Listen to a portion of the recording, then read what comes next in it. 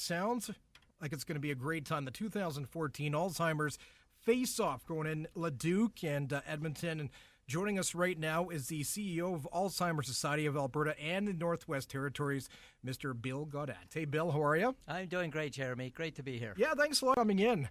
So this weekend is going to rock, and I know it had already started this afternoon with the luncheon going on. Tell us about the Alzheimer's Faceoff, first of all. Well, this is something we've been doing for a number of years now. Essentially, the concept is quite simple. We bring together, I guess what I would call wannabe hockey players with NHL alumni. And pretty simple principle.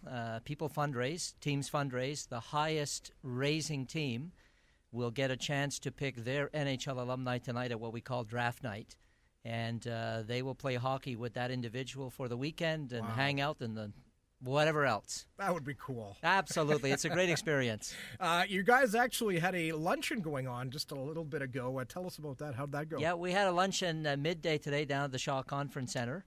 A little short of probably about 400 people there. And essentially what we did there was, obviously have lunch. But beyond that, probably the highlight is what we call the Hot Stove League, where we have a number of alumni.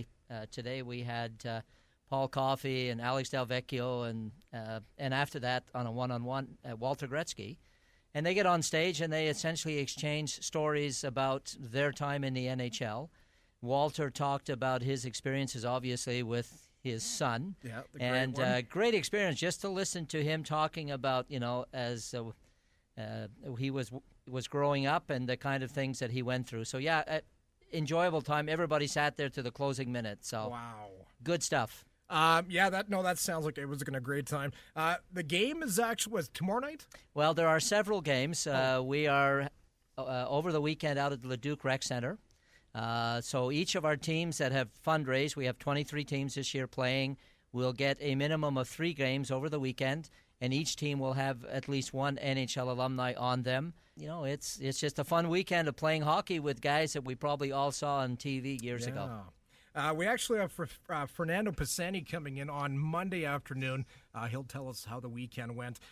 So Bill Gaudette, CEO of Alzheimer's Society of Alberta and Northwest Territories, tell us about the society and who you serve.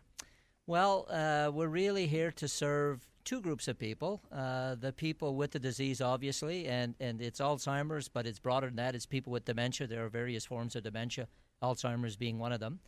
And the other group of people that we serve that really need a lot of support are the caregivers for people with the disease. And I don't know how much your listeners know about the disease, but it is a devastating disease.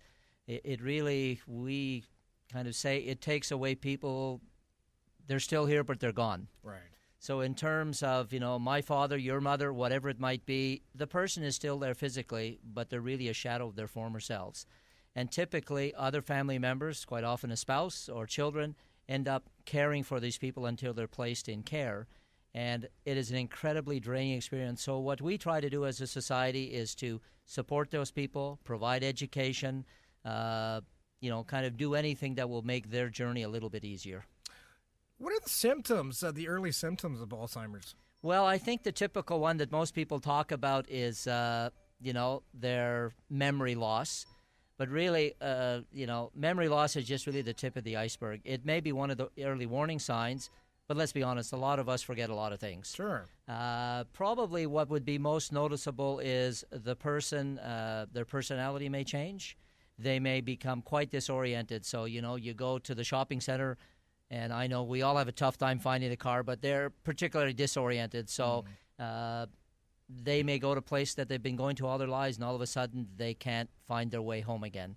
The other one that I've heard from people that I know personally is the inability to do everyday tasks. Simple example, a friend of mine in Lethbridge who was diagnosed about a year ago with Alzheimer's.